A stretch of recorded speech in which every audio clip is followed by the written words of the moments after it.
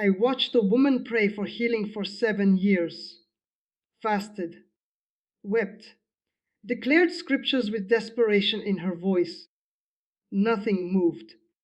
Then one conversation changed everything. She removed something from her life. Not a sin, not a demon, but something far more subtle. And within 3 days, her breakthrough manifested. What she'd been blocking wasn't her faith, it was her receiver. Most believers are praying into walls they built themselves, wondering why heaven feels silent. The blocks aren't where you think they are. And until you identify them, your prayers are just echoing in an empty room. There's a reason some people pray for years and see nothing, while others pray once and watch mountains move. It's not about who God loves more. It's about what's standing between the prayer and the answer. Think of it like a water pipe. The source is infinite. The pressure is perfect. But if the pipe is clogged, nothing flows.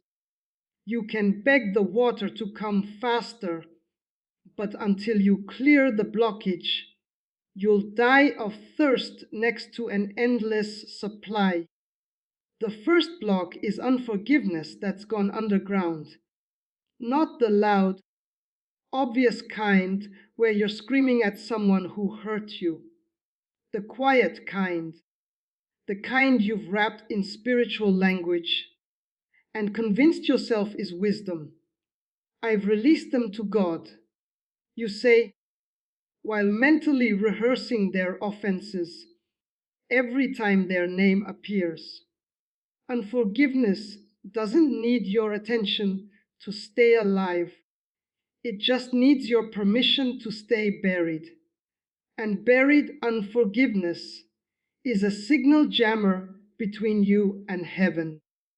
Every prayer you send passes through that filter first, and what reaches the throne room is distorted.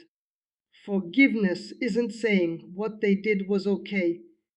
It's refusing to let their debt block your supply line. The second block is counterfeit agreement. You're praying for one thing while believing another. Your mouth says breakthrough, but your heart whispers, "It never works for me." You declare healing while mentally preparing for the funeral. You ask for provision while already planning how you'll survive without it. This isn't doubt. Doubt asks questions. This is double-mindedness, holding two opposing realities simultaneously, wondering why neither one fully manifests. Your prayers have power, but they're colliding with your internal agreements, canceling each other out like sound waves in opposition. Heaven doesn't respond to your words. It responds to your belief system. And if your belief system is at war with your prayers, nothing moves.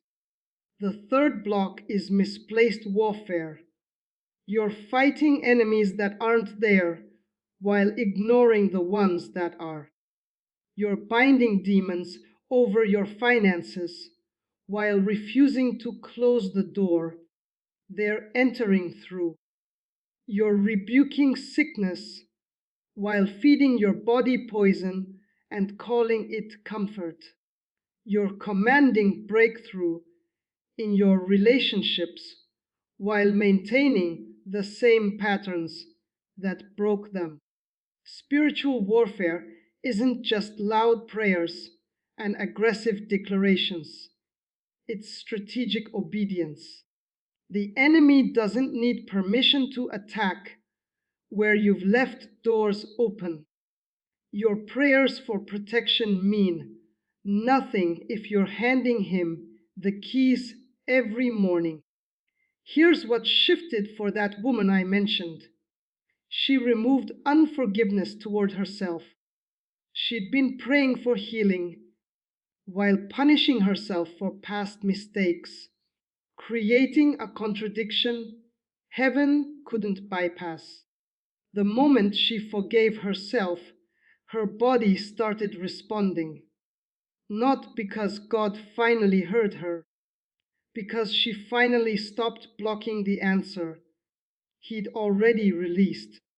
Breakthrough isn't about praying harder, it's about praying clearer. And clarity comes when you stop asking God to do what you're preventing. Remove the blocks. Then watch how fast heaven moves. You don't have to be actively angry for unforgiveness to block you.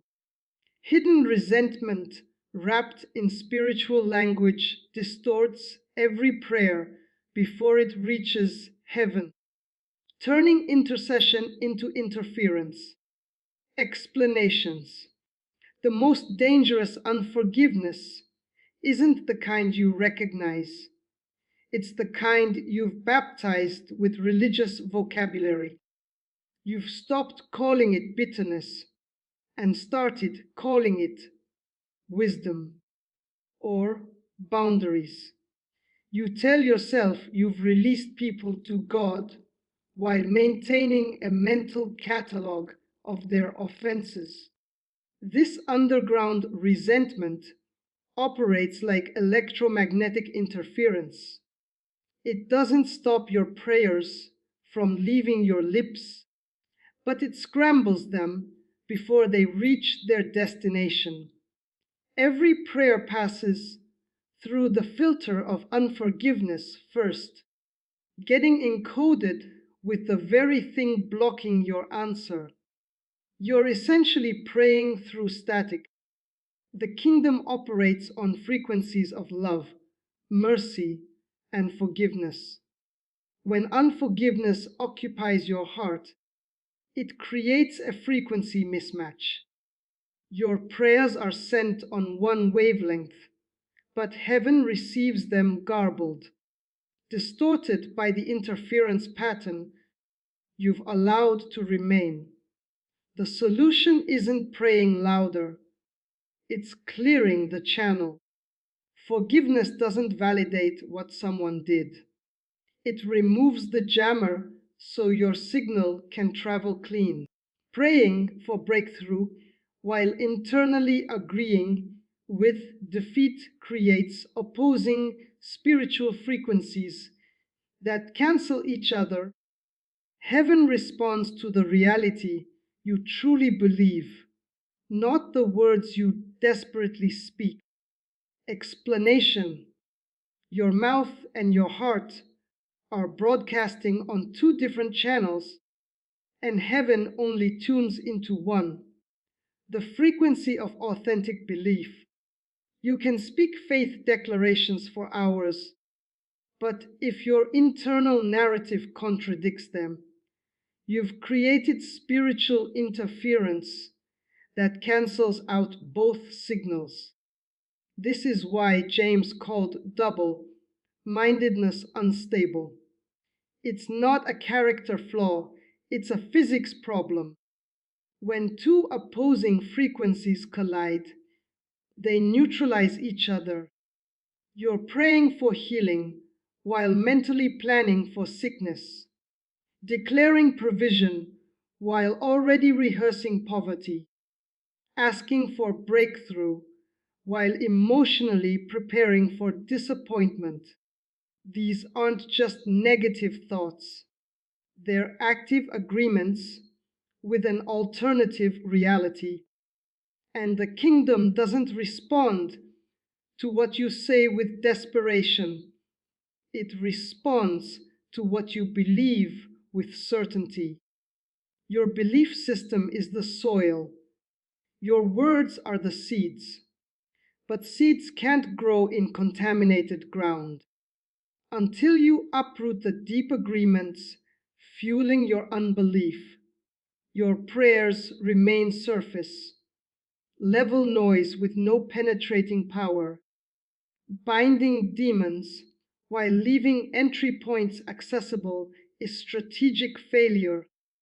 The enemy doesn't need your permission to enter spaces where you've given him legal access through persistent patterns and choices. Explanation: spiritual warfare without strategic obedience is theater. You can shout at demons all day, but if you keep opening the door they're using, you're just creating noise while the invasion continues. Think of it like trying to cool a house with the air conditioner running while every window is wide open. The power is real. The effort is genuine. But you're fighting against your own contradictions. The enemy operates through legal entry points.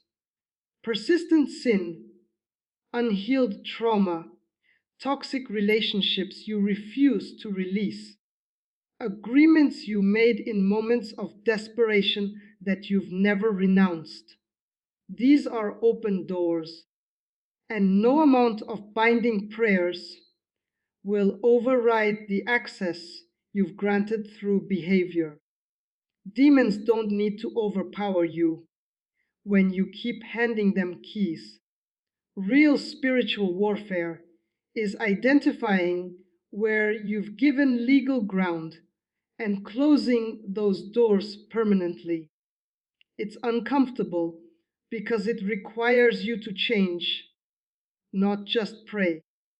But breakthrough comes when your prayers match your actions, when you stop commanding what you're simultaneously contradicting through lifestyle. The most overlooked blockage is self, condemnation disguised as humility.